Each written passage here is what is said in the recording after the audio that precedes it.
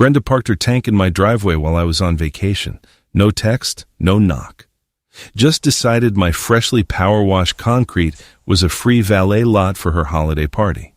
When I texted her from 4 hours away, she called me a Grinch and told me to smile, so I smiled. I smiled so hard I could barely dial the worst-rated towing company in the entire city. 1.2 stars, reviews like, "The driver threatened to fight my dad." Absolutely. These were exactly my kind of people. $400 later, her car was on a flatbed headed south. What followed was Brenda's 8-hour round trip in freezing rain, $1,600 pulled from 3 different ATMs, and a 2 in the morning standoff at a razor wire impound lot in the middle of a nowhere. I watched the whole thing on my doorbell camera from my warm cabin, still smiling. Have you ever looked at a human being and genuinely wondered how they have managed to survive this long without someone casually pushing them into oncoming traffic? You know that feeling, right? That deep, simmering irritation that bubbles up in your chest the second you see their stupid face. That is my neighbor. For the sake of this story, we are going to call her Brenda, though, honestly, any of those classic middle-aged, deeply entitled suburban names would fit perfectly. Brenda is a menace to polite society. She is the kind of person who makes you want to pack up all your belongings in the middle of the night, move to a deserted island, and learn how to talk to volleyballs, just so you never have to interact with another human being ever again. Let me paint a picture of Brenda for you, so you can truly understand the depths of my hatred. Brenda is in her late 40s, and her entire aesthetic is a mix of aggressive daytime drinking and cheap home decor that says things like "Live, Laugh, Love" in swirling, illegible fonts.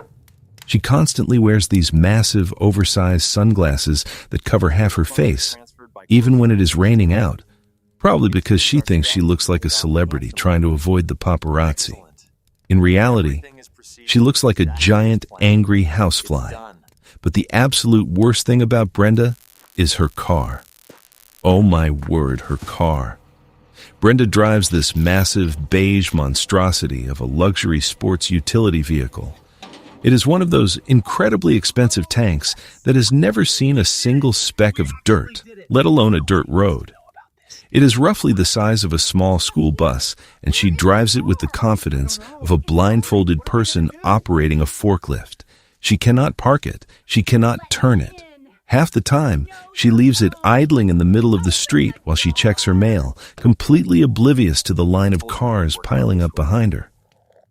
I hate that car. I hate the weird, smug little beep it makes when she locks it. I hate the stupid stick figure family decals on the back window. There are 5 stick figures, by the way, even though her kids are grown and want absolutely nothing to do with her. Our neighborhood is quiet. We have rules, unspoken rules. You do not mow your lawn before 9 in the morning on a Saturday. You do not leave your trash cans out for 3 days after pickup. And you absolutely do not park in someone else's driveway without asking. It is a fundamental law of suburban physics. You respect the driveway. The driveway is a man's sanctuary. It is a paved monument to personal property. But Brenda does not care about rules. Brenda operates on a different plane of existence where the universe revolves entirely around her and her beige tank. This whole beautiful disaster started in late December. The holiday season was in full swing, and I was completely exhausted. Work had been a nightmare. The weather was that miserable, freezing slush that makes your bones ache, and I just needed a break. I decided to book a tiny, remote cabin 4 hours up north. Just me, some freezing weather, a stack of books, and absolute silence. No emails, no phone calls, and definitely no Brenda. I spent an entire Friday packing up my little sedan. I was throwing bags in the trunk when I heard the unmistakable crunch of gravel and that shrill, piercing voice slicing through the cold winter air. She was standing at the edge of her property, holding a mug of what I can only assume was lukewarm boxed wine, wearing a puffy jacket that made her look like a metallic marshmallow. "Going somewhere fun?" she yelled across the frozen grass. Now, normally, I try to implement the gray rock method with Brenda. You know? Give her nothing. Be as boring and uninteresting as a gray rock. But I was tired, and my brain was already on vacation mode. Yes, I shouted back, avoiding eye contact. Heading to a cabin, going to be gone for 2 whole weeks, just getting away from it all. Big mistake! Huge! The moment those words left my mouth, I saw the gears turning in her head. Her eyes darted from me to my empty driveway. It was a completely pristine slab of concrete, recently power washed by yours truly, big enough to fit 3 cars comfortably. I should have known right then and there that I had just handed a loaded weapon to a toddler. I should have turned around, bought a massive chain, and padlocked my entire property. But I was naive. I just wanted to get on the road. I waved, got in my car, and drove away, dreaming of peace and quiet. The first day at the cabin was glorious. I built a fire. I drank coffee that tasted like actual coffee and not the burned anxiety juice I drink at the office. I fell asleep on the couch at 8 in the evening. I was thriving. I was a man at peace with the universe. Day 2 is when the universe decided I had had enough peace. It was a Saturday. I was sitting by the window watching the snow fall when my phone buzzed on the table. It was a notification from my doorbell camera app. Motion detected at the front door. I sighed, assuming it was a delivery driver dropping off a package I forgot to cancel, or maybe a stray cat walking across the porch. I lazily reached over, unlocked my phone, and opened the video feed. My heart actually stopped beating for a full 3 seconds. My vision went blurry. There, sitting dead center in the middle of my beautifully clean, freshly power-washed driveway, was the beige tank. Brenda's massive luxury sports utility vehicle was parked aggressively across the concrete. She had not even parked straight. She had pulled in at a harsh diagonal angle, taking up as much space as physically possible, as if she was trying to claim the territory for a foreign nation. But that was not the worst part. Oh no, the camera's wide-angle lens showed the front lawn. My front lawn, the grass that I had spent the entire spring and summer painstakingly aerating, seeding, and watering until it was like a plush green carpet. There were 3 other cars parked directly on top of my dormant winter grass. Deep tire ruts were visible in the muddy, freezing soil. Brenda was throwing a massive holiday party. People were walking up the sidewalk, carrying trays of cheap cookies and wearing ugly sweaters, laughing loudly. I sat there in the cabin, gripping my phone so hard my knuckles turned entirely white. I felt a heat rising in my chest, traveling up my neck, and settling right behind my eyes.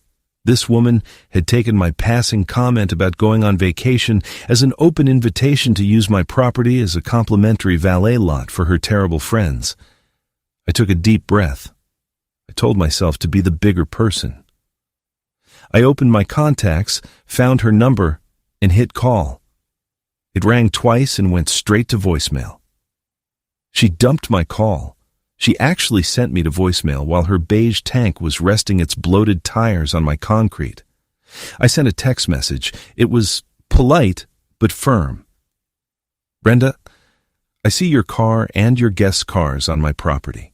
Please move them immediately. Do not park in my driveway and tell your friends to get off my lawn.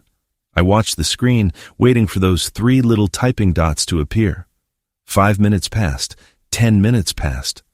Finally, my phone chirped. Oh, honey, do not be such a Grinch. You are not even there. We are having a little get-together and street parking is full. It is the holidays. Smile a little. I stared at the text. I read it 4 times. Oh, honey. She called me honey. She told me to smile. A vein in my forehead started to throb with the rhythmic intensity of a techno bass line. It was in that exact moment that the rational, polite, neighborly part of my brain packed its bags, walked out the door, and was completely replaced by a purely petty, vindictive monster. I was no longer a man on vacation. I was a general at war. I could have called the police. Sure, that is what a normal person would do. But what would happen? The The cops would drive over, knock on her door, politely ask her to move the vehicles, and she would act like the victim. "Oh, officer, I thought he wouldn't mind. We are such good neighbors. She would get away with a warning." Absolutely not. A warning does not teach a lesson to a person like Brenda. A warning is just an inconvenience. I needed devastation. I needed maximum emotional and financial damage. I opened the web browser on my phone and started searching for towing companies in my home city. Now, if you ever need a car towed, you usually look for a company with 4 or 5 stars. You want someone professional, courteous, and careful. I did the exact opposite. I filtered the search results from lowest rating to highest. I was looking for the scum of the earth. I wanted the kind of towing company that operates completely in the shadows, the kind that steals cars in the middle of the night and holds them hostage for exorbitant fees. I wanted pirates, and folks, I found them. Midnight Recovery and Transport. Average rating, 1.2 stars out of 5. The reviews were a gold mine of absolute misery. They stole my car from a hospital parking lot while my wife was giving birth. They demanded cash only and yelled at me through bulletproof glass. The driver looked like he hadn't showered since the 90s and threatened to fight my dad. It was beautiful. It was a symphony of terrible business practices. I dialed the number. The phone rang for a long time before someone picked up. "Yeah, what?" The voice on the other end sounded like it was entirely composed of gravel and unfiltered cigarette smoke. It was the voice of a man who has not felt joy in 30 years. "Hi there," I said, putting on my most professional, authoritative voice. "I am the homeowner at a property, and there is an unauthorized vehicle parked in my driveway. I need it removed immediately." The guy grunted. "You the owner of the house?" "Yes," I replied. "You got proof? I can text you a picture of my driver's license and a utility bill right now," I said. "I will even send you the live feed from my security camera, showing the car parked illegally on my private property." Silence on the other end. I could hear him chewing on something, probably a rusty nail. "Listen, buddy," he finally said. "It is a Saturday afternoon. We are busy. We only do impounds if we can take it to the main lot." "Where's the main lot?" I asked. "County line, about 4 hours south of the city." A slow, wicked grin spread across my face. 4 hours south. My house was in the northern suburbs.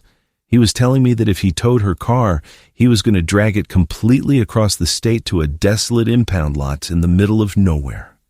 "That sounds absolutely perfect," I told him. "How much does it cost the owner to get it out?" "Depends," he chuckled, and the sound was like an engine trying to start without oil. "Holiday weekend fee, weekend impound fee, mileage fee for taking it to the main lot. Probably around $1,500, cash only." I sent him the proof of residency. I gave him the address. I gave him the make, model, and license plate of the beige tank. He told me a truck would be there in about 45 minutes. The next 45 minutes were the most agonizing, suspenseful moments of my entire life. I plugged my phone into the charger and propped it up against a coffee mug on the cabin table. I was glued to the live feed. It was like watching a high-stakes thriller movie, but better, because I was the director. I watched the party guests walking back and forth in my living room window reflection across the street. I could hear the faint, muffled thumping of terrible pop music through the camera microphone. Every time the front door of Brenda's house opened, my heart leaped into my throat. What if she is leaving? What if she needs to run to the store for more boxed wine and bad cheese? If she moves the car before the tow truck gets there, the whole plan is ruined. At the 30-minute mark, a guy walked out of her house. It was her husband, Gary. Gary is a sad, defeated man who always looks like he is silently apologizing to the universe for his wife's existence. He was carrying a massive bag of trash. He walked down the driveway, completely ignoring the fact that his wife's car was illegally parked on my property, and tossed the bag into his bin. He stood there for a second, shivering in his ugly reindeer sweater, looked directly at my camera, and then walked back inside. I breathed a sigh of relief. The beige tank remained. 10 minutes later, the Holy Grail appeared on my screen. It was the most beautiful, rusted, menacing piece of machinery I had ever seen. The tow truck looked like it belonged in a post-apocalyptic wasteland movie. It was massive, painted a dull, chipping matte black, with heavy chains dangling from the back like iron tentacles. It pulled up to the curb with a screech of brakes that was loud enough to wake the dead. I held my breath. If Brenda or any of her guests looked out the window right now, they would see it. The element of surprise was hanging by a thread. The driver stepped out. He was a gigantic man wearing a high-visibility vest over a stained hoodie. He did not hesitate. He moved with the practiced, ruthless efficiency of an apex predator. He did not knock on my door. He did not look at her house. He just backed the truck right up to the rear bumper of the beige luxury tank. Through the tiny speaker on my phone, I could hear the mechanical whirring of the hydraulics. The metal arms slid under the massive rear tires of her car. Clank! Clank! He secured the chains. It was happening. It was actually happening. The plan was working 100% flawlessly. I was bouncing my leg under the table, whispering to my phone screen, "Go, go, go! Lift it! Take the beast!" With a loud hiss of air brakes, the back of Brenda's car was lifted completely off the concrete. The driver hopped back into the cab of the truck. He threw it into gear, and with a heavy groan of diesel power, he pulled forward. The beige tank was dragged out of my driveway into the street, and within 15 seconds, it was completely out of frame. The driveway was empty. I sat back in my chair at the cabin and let out a laugh that sounded slightly manic. I felt like a supervillain who had just successfully stolen the moon. I took a screenshot of the empty driveway and saved it to my favorites. Now, the waiting game began. The trap had been sprung, the bait was taken, and the prey was currently completely unaware that her most prized possession was currently speeding down the highway toward a fenced-in dirt lot 4 hours away. I stayed glued to the camera feed for another 2 hours. The sun started to go down, casting long, freezing shadows across my ruined front lawn. Finally, the front door of Brenda's house opened wide. The party was winding down. A group of guests spilled out onto her porch, laughing loudly, wrapping their scarves tightly around their necks. Brenda was standing in the doorway, wearing a sequined sweater that was so aggressively sparkly it looked like a disco ball had violently exploded all over her torso. She was holding a plastic cup and waving dramatically. "Thank you all for coming," she shrieked. "Drive safe." The guests began walking toward their cars, which were still rudely parked all over my dead grass. They started their engines, the exhaust pluming in the cold air, and one by one they backed off my lawn, leaving deep, muddy tire tracks behind them. Brenda stepped out onto her driveway to wave them off. Her husband Gary was standing right behind her, holding a trash bag. She turned around, still smiling that smug, horrible smile, and looked toward my house. She looked right at the spot where her massive beige tank had been parked. You know that exact moment when a cartoon character runs off a cliff, but they do not fall until they look down and realize there is no ground beneath them. That is exactly what happened to Brenda's face. The smile did not just fade. It evaporated. It was replaced by a look of utter, profound confusion. She took a step forward. She looked to the left. She looked to the right. She looked back at my empty driveway. "Gary," she said. Her voice was no longer shrill. It was tight and breathless. "Gary, where's my car?" Gary walked up next to her, looking equally confused. "What do you mean, Brenda? You parked it right there." He pointed directly at the empty slab of concrete. "I know I parked it right there, Gary." Her voice was rising now, reaching a pitch that only dogs and bats should be able to hear. "But it is not there, Gary. My car is gone. My car is gone."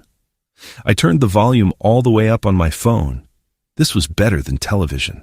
This was pure, unadulterated reality programming at its finest. "Someone stole my car," she screamed, grabbing her hair. "Someone came into this neighborhood and stole my luxury vehicle right out of the neighbor's driveway. Call the police, Gary. Call 911 right now. Gary fumbled in his pocket for his phone, looking absolutely terrified. Brenda, meanwhile, went into full panic mode. She started pacing rapidly in circles. Then, her eyes locked onto my house. More specifically, they locked onto the glowing blue ring of my doorbell camera. She stomped across the street. She marched straight through the mud tracks her friends had left on my lawn, marched up my front steps, and aggressively slammed her finger into the doorbell button.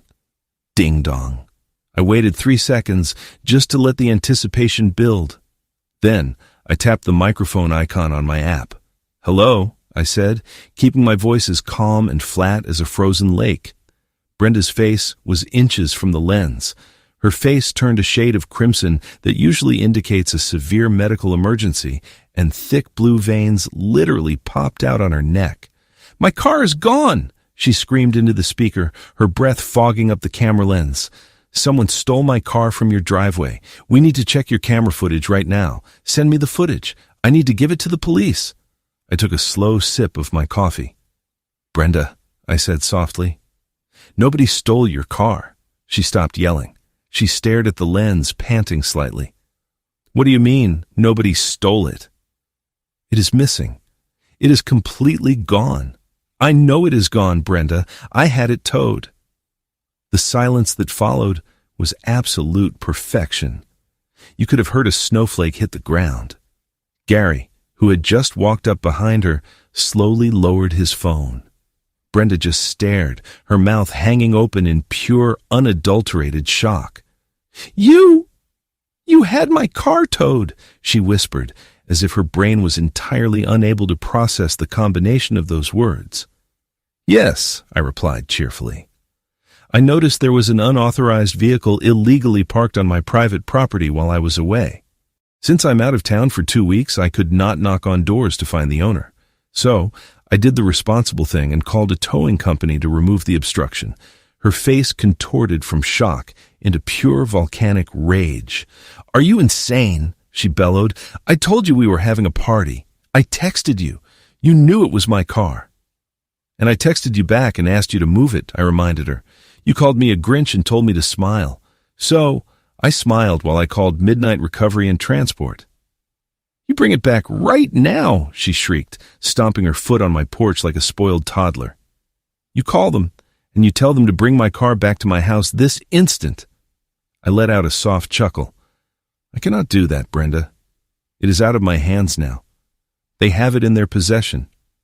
"Where did they take it?" Gary asked, his voice trembling slightly. "Well, Gary," I said, addressing the poor man directly, "I used a company that unfortunately takes their impounds to their main lot. It is down past the county line, about 4 hours south of here." Brenda's eyes rolled back in her head for a fraction of a second. "4 hours!" she gasped. 4 hours! "Yes, it is quite a drive," I said, "especially at night. Oh, and I should probably warn you. I think the guy said something about a holiday weekend fee, a weekend impound fee, and a mileage fee. He estimated it would be around $1,500. And they only take cash." The sound that left Brenda's mouth was not human.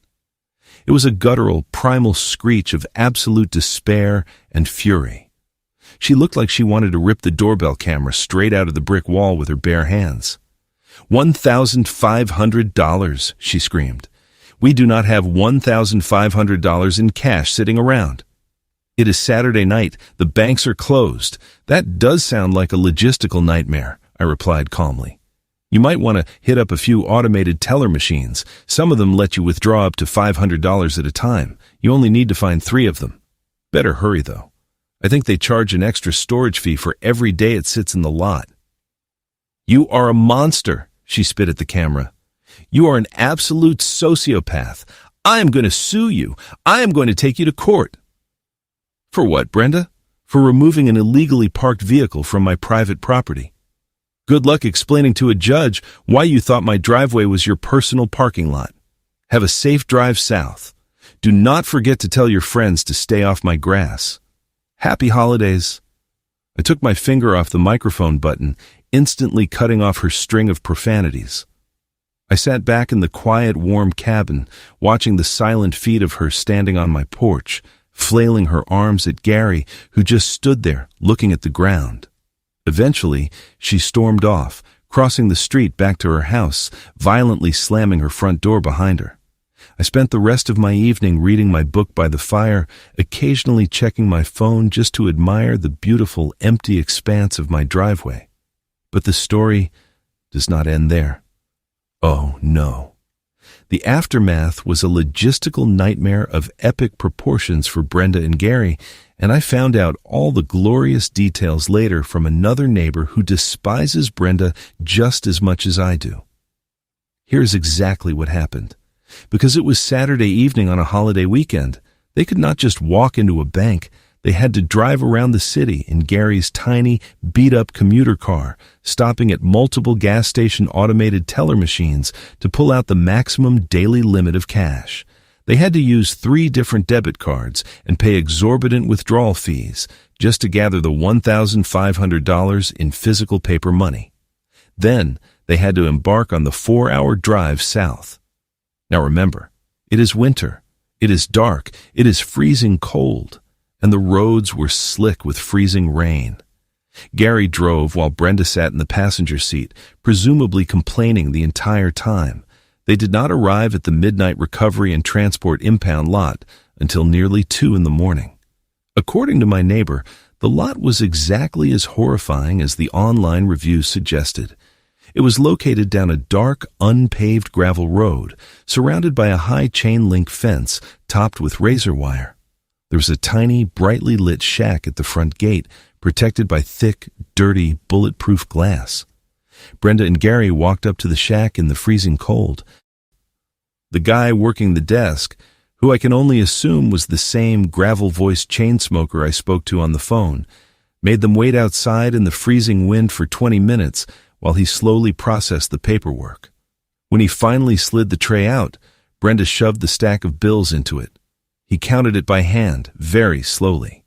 He then informed them that because it was past midnight, it technically counted as a second day of storage, and they owed an additional $150. I can only imagine the vein popping in Brenda's neck at that exact moment. They did not have an extra $150 in cash. They had exactly what they needed. So Gary had to leave Brenda standing in the freezing cold outside the shack while he drove 15 miles back to the nearest highway gas station to find another cash machine, pull out the extra money, and drive back. By the time they finally paid the man and got access to the lot, it was nearly 4 in the morning. They found the beige luxury tank sitting in a mud puddle. The tow truck driver had not been particularly gentle. The car was fine, but it was covered in dirty, salty road slush from being dragged backward on the highway for 4 hours. They then had to drive 4 hours back home in the pitch-black winter morning. They did not pull into their own driveway until after 8 on Sunday morning. The entire holiday weekend was completely ruined. They spent over $1,600 in cash, drove for a total of 8 hours in terrible conditions, and endured the most humiliating night of their lives. When I returned from my cabin trip nearly 2 weeks later, my property was immaculate. The deep mud ruts on the lawn had frozen solid, but the driveway was crystal clear. I pulled my sedan in, parked perfectly in the center, and grabbed my bags from the trunk. I noticed movement out of the corner of my eye. Brenda was standing on her front porch, holding a watering can, though why she was watering dormant bushes in the dead of winter is entirely beyond my comprehension. She froze when she saw me. We locked eyes across the street. I did not say a word. I did not look angry. I just gave her the biggest, brightest, most insufferably cheerful smile a human face can possibly produce, and I offered a small, polite wave. She did not wave back. She turned around so fast she nearly tripped over her own feet, scurried back inside her house, and slammed the door. It has been nearly a year since the towing incident. Brenda still lives across the street. She still drives the massive beige luxury sports utility vehicle. She still wears the ridiculous oversized sunglasses and the aggressively sparkly sweaters. But things are different now. There is a new, profound level of respect in the neighborhood. Whenever she has friends over, they do not park on the street near my house. They park 3 blocks away and walk. Brenda treats my property line like it is protected by an invisible, highly lethal electric fence.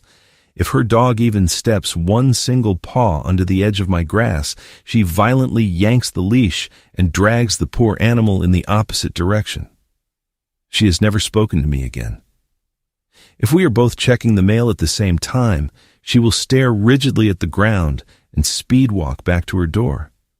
Gary still gives me a sad, knowing nod every now and then when he is taking out the trash. I think deep down, Gary respects me. I think Gary wishes he had the courage to tow that beige tank to a scrapyard 4 hours away. Some people might say, I went too far. Some people might say that costing a neighbor over $1,000 and ruining their holiday over a parking spot is extreme, petty, and vindictive behavior. To those people I say this: you have clearly never met a Brenda. You have never had someone look you dead in the eye, park a massive beige monument to their own entitlement squarely on your freshly washed concrete and tell you to smile about it. I wanted peace, quiet, and a clean driveway. And at the end of the day, that is exactly what I got. It just cost Brenda a miserable 8-hour road trip and a massive stack of cash to understand the basic concept of property lines. And every time I look at my empty, pristine driveway, I cannot help but smile.